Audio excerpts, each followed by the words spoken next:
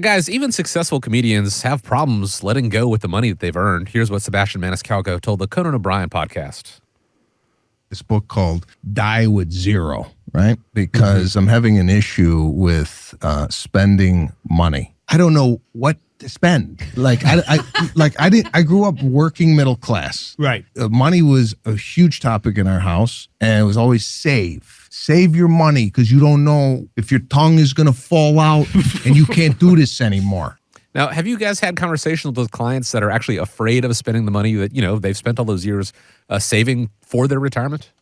I really have. I think a lot of times, if you think about the older generation, I mean, they probably experienced a lot of things in life. I remember a client that came into the office, husband and wife. They were, in their 80s, and they had no air conditioning in their home, but had built up a substantial nest egg. And I said, it's okay. You can just go ahead and you can do that. You can put air conditioning in your home. You have enough financial assets to be able to do that. If I think about, again, I'm 47, and I think about my generation or younger, it's like, no, you really do need to save for retirement. You need to make sure that you put money aside. Otherwise, you're going to be, worrying for retirement. So we've got a couple of good tips. But Jeremy, when you run into different people and you talk to people about worrying for retirement or worrying about retirement money, what are some of the ideas that you talk to people about?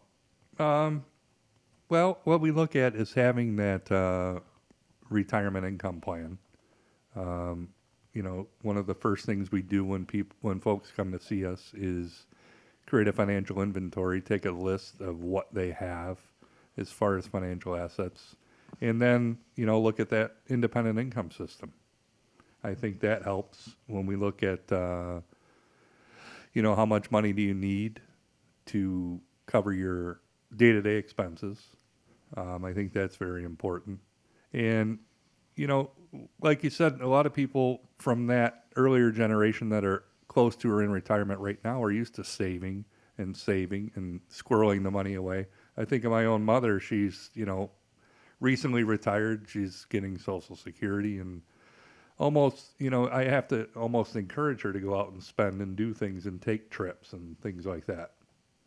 I think a lot of times it's maybe how you brought up in life or your life's experience. I think that teach you that and that instill that inside of you. When I look at it, I think a lot of the times people that are worried about retirement and their money, it's because having too much unknown in their portfolio. So it's a matter of making sure that you have enough reliable income through Social Security, maybe pensions or annuity income, that you have money set aside, and it's the excess money is your paycheck money. Mm-hmm. So when you have enough reliable income that's going to be covered for the rest of your lifetime for you and your spouse, then the money that's left over is money that you can use for the fun stuff. So in Mom's situation, in the years where the market does good, maybe she spends extra money on taking that trip that she's wanted to do, or upgrading her car, replacing the roof, or when, the market's down in a year, maybe she's not doing those excess things. So when you're worrying about money in retirement, it is a common concern, but here are some steps that you can take to evaluate some of those issues to gain some peace of mind, and strategies to help you not worry about it. Number one, as Jeremy talked about, assess your financial situation. Take a comprehensive look at your current financial situation, evaluate your savings, your investments, look at your retirement accounts or any other sources of income that you anticipate to have during retirement time. Understanding where you stand and providing a clear picture of your financial readiness.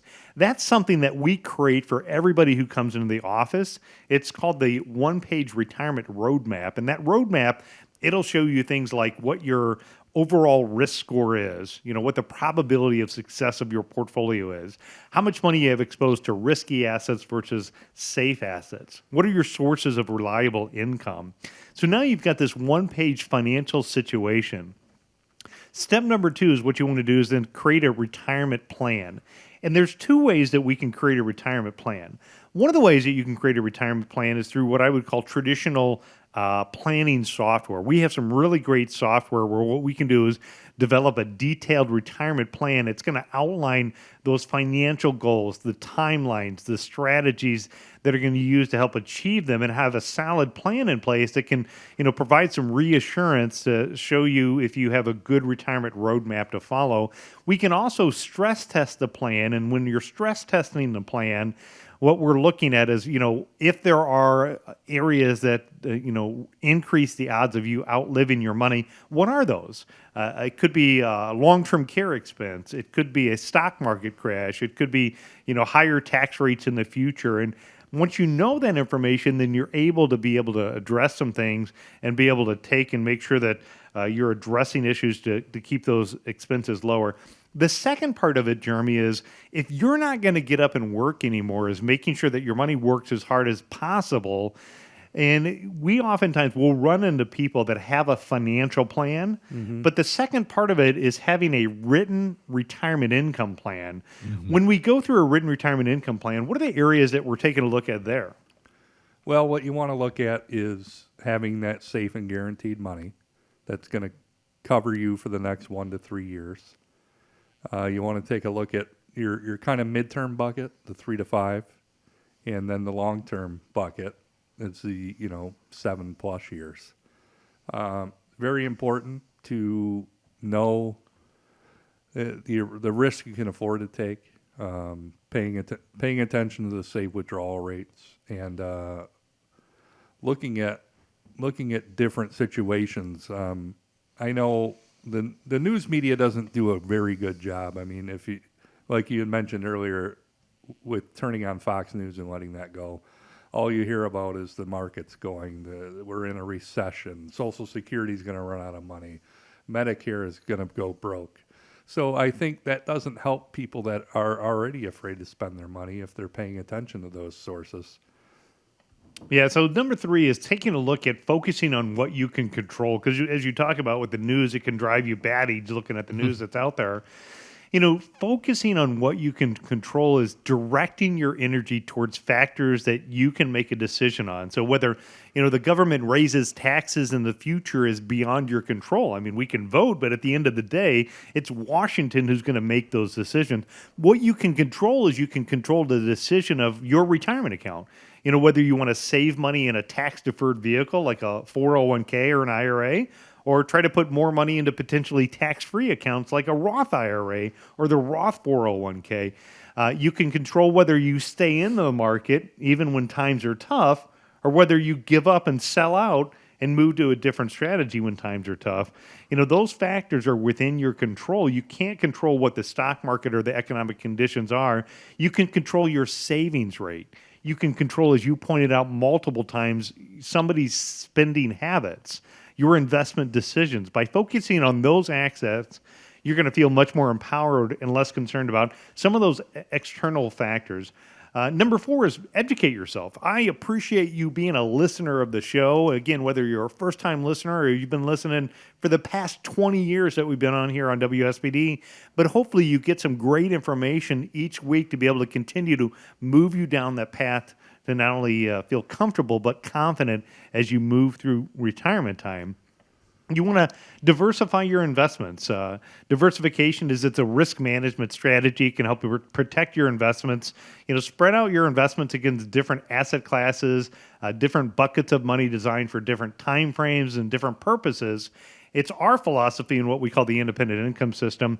And then you want to review and adjust regularly. So, every 6 months or once a year, have regular reviews and make those reviews as market conditions change. So those would be the tips on how to be able to survive and thrive when you're looking at this type of market, and you want to look at how to stop worrying about retirement money. Mm-hmm.